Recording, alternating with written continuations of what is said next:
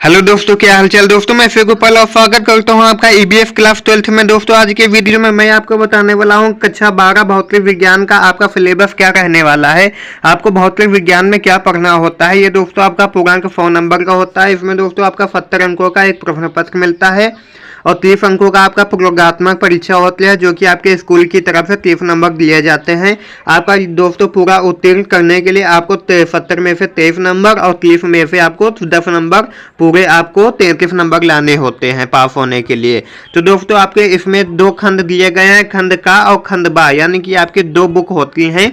भौतिक विज्ञान में आपको दो बुक पढ़नी होती है, खंड का और खंड खा। तो खंड का में आपका यहाँ पे इकाई दी गई है। पहली इकाई है स्थिर वैद्युतिकी। इसमें दोस्तों आपका 8 अंक के क्वेश्चन पूछे जाते हैं। फिर आपका आता है धारा विद्युत, इसमें 7 नंबर के।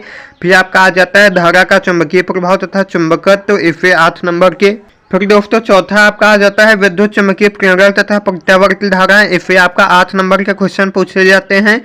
पांचवा दोस्तों आपका आ जाता है विद्युत चुंबकीय तरंगे, इससे 4 नंबर के क्वेश्चन पूछे जाते हैं। तो टोटल अब आपके 35 नंबर के क्वेश्चन पूछे जाते हैं खंड का से। अब दोस्तों हम देख लेते हैं खंड खा से क्या क्या पूछा जाता है, कौन कौन सी इकाइयां हैं। खंड खा में दोस्तों आपकी 4 इकाइयां हैं। पहला है प्रकाशिकी, इससे 13 नंबर के क्वेश्चन पूछे जाते हैं। दूसरा है द्रव्य और द्वैत प्रकृति, इससे 6 नंबर के क्वेश्चन पूछे जाते हैं। आपका आ जाता है परमाणु तथा नाभिक, इससे 8 नंबर के क्वेश्चन पूछे जाते हैं।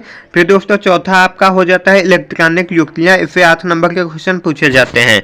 टोटल दोस्तों आपका इससे भी 35 नंबर के क्वेश्चन पूछे जाते हैं। तो 35 आपका 70 नंबर के क्वेश्चन पूछे जाते हैं। फिर दोस्तों आपका आ जाता है इकाई 1 स्थिर वैद्युतिकी। स्थिर वैद्युतिकी में दोस्तों हमें क्या क्या पढ़ना होता है, आइए समझ लेते हैं। इसमें दोस्तों आपके टॉपिक दिए गए हैं। पहला आपका है विद्युत आवेश, आवेश का संरक्षण, कूलाम नियम, दो बिंदु आवेशों के बीच का बल, बहुत आवेशों के बीच बल, अध्यारोपण सिद्धांत तथा सतत आवेश वितरण। फिर दोस्तों आपका होता है विद्युत क्षेत्र, विद्युत आवेश के कारण विद्युत क्षेत्र रेखाएं, विद्युत द्विध्रुव के कारण विद्युत क्षेत्र, एक समान विद्युत क्षेत्र में द्विध्रुव पर बल आघूर्ण। फिर दोस्तों आपका आ जाता है विद्युत फ्लक्स, गाउस का नियम का प्रकथन। उसके बाद आपका अनंत लंबाई के एक समान आवेशित सीधे तार, एक समान आवेशित अनंत समतल चादर तथा एक समान आवेशित पतले गोलीय खोल के भीतर तथा बाहर विद्युत क्षेत्र ज्ञात करने में इस नियम का अनुप्रयोग। विद्युत विभव विभवांतर, किसी बिंदु आवेश विद्युत द्विध्रुव आवेशों के निकाय के कारण विद्युत विभव समविभव पृष्ठ, किसी स्थिर विद्युत क्षेत्र में दो बिंदु आवेशों के निकाय तथा विद्युत द्विध्रुव की स्थिर विद्युत स्थितिज ऊर्जा चालक तथा किसी चालक के भीतर मुक्त आवेश तथा बद्ध आवेश के बारे में दोस्तों हमें पढ़ना होता है। और साथ में दोस्तों आपका परावैद्युत और आपका पदार्थ तथा वैद्युत ध्रुवक संधारित्र तथा धारिता श्रेणी तथा समांतर क्रम में संधारित्रों का संयोजन, पत्रिकाओं के बीच परावैद्युत माध्यम होने अथवा न होने पर किसी समांतर पत्रिका संधारित्र की धारिता, संधारित्र में संचित ऊर्जा के बारे में दोस्तों हमें पढ़ना होता है। फिर दोस्तों आपका आ जाता है इकाई सेकंड, इसमें हमें पढ़ना होता है धारा विद्युत के बारे में। तो विद्युत धारा, धात्विक चालक में विद्युत आवेशों का प्रवाह, अपवाह, वेग, ड्रिफ्ट, वेलोसिटी। उसके बाद दोस्तों आपका गतिशीलता तथा इनका विद्युत धारा से संबंध, ओम का नियम, विद्युत प्रतिरोध, VI, अभिलक्षण, रैखिक तथा अरैखिक विद्युत ऊर्जा और शक्ति के बारे में पढ़ना होता है। विद्युत प्रतिरोधकता तथा चालकता, प्रतिरोध की ताप पर निर्भरता, सेलों का आंतरिक प्रतिरोध, सेल का विद्युत वाहक बल EMF तथा विभवांतर के बारे में पढ़ना होता है। साथ में दोस्तों सेलों का श्रेणीक्रम तथा समांतर संयोजन, किरचॉफ का नियम तथा इसके अनुप्रयोग और व्हीटस्टोन सेतु के बारे में पढ़ना होता है। फिर दोस्तों आपका आ जाता है इकाई 3, इसमें दोस्तों आपको पढ़ना होता है विद्युत धारा का चुंबकीय प्रभाव तथा चुंबकत्व। इसमें दोस्तों आपका पहला है चुंबकीय क्षेत्र की संकल्पना, ओर्स्टेड का प्रयोग, बायो-सेवर्ट नियम तथा धारावाही लूप में इनका अनुप्रयोग, एम्पियर का नियम तथा इनका अनंत लंबाई के सीधे तार के अनुप्रयोग, फेरली परिनालिका।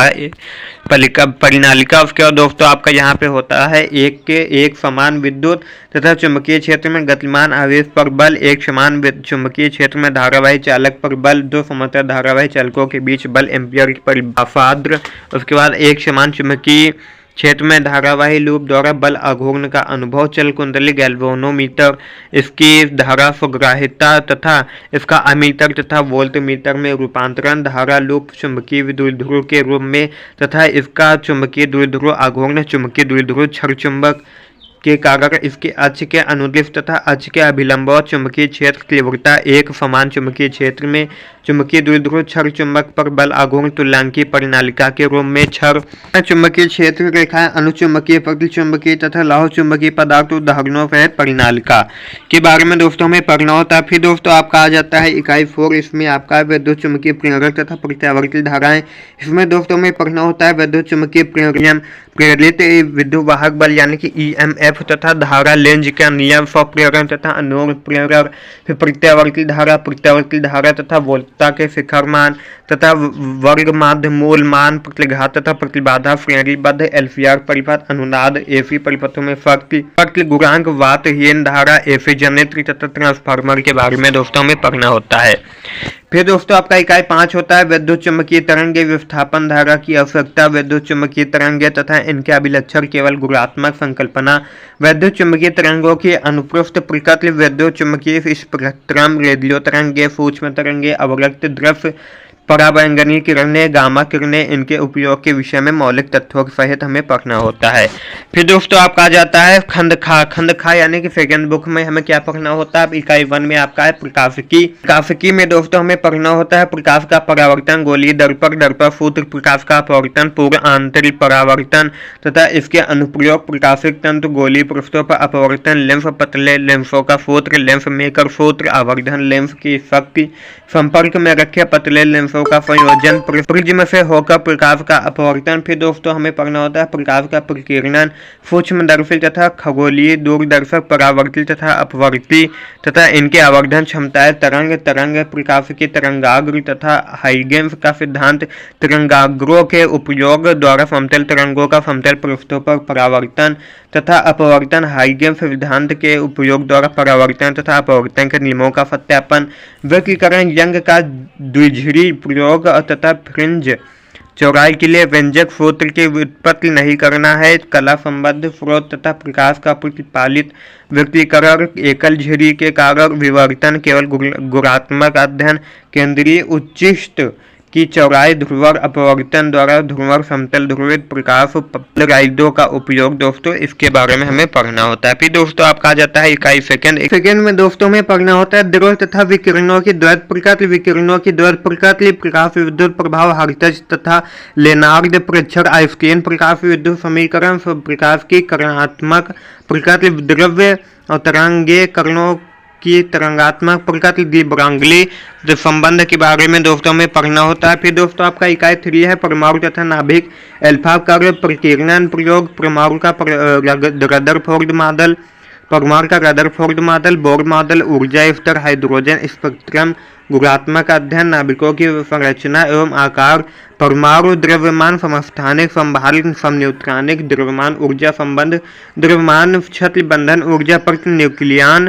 तथा द्रव्यमान संख्या के साथ इसमें परिवर्तन, नाभिकीय विघटन और संलयन के बारे में पढ़ना होता है। फिर दोस्तों आपका दिया गया है इसमें चौथा इलेक्ट्रॉनिक युक्तियाँ, गुणात्मक, आख्यामात्र, थोफों में ऊर्जा बंद, चालक, उचालक तथा अर्धचालक, डायोड, IV, अभिलाक्षणिक, अग्रदिशिक तथा पश्चदिशिक वाइफन में उसके बाद डायोड दीप्तकारी के रूप में इसका प्रयोग किया जाना चाहिए, यानी कि यह आपको पढ़ना होता है। तो दोस्तों यहाँ पे दोस्तों आपका प्रयोगात्मक परीक्षा दी गई है, ये आपका स्कूल की तरफ से 30 नंबर दिए जाते हैं। तो ये दोस्तों आपका हो जाता है क्लास 12 का फिजिक्स का सिलेबस। इसे दोस्तों आप तैयार कर लीजिएगा, इसका लिंक यानी कि इसका PDF का लिंक इस वीडियो के डिस्क्रिप्शन बॉक्स में मिल जाएगा, आप वहां से डाउनलोड कर सकते हो। कुछ भी डाउट रह गए हो तो कमेंट कर देना। मिलते हैं कि नई वीडियो के साथ, तब तक के लिए जय हिंद, वंदे मातरम।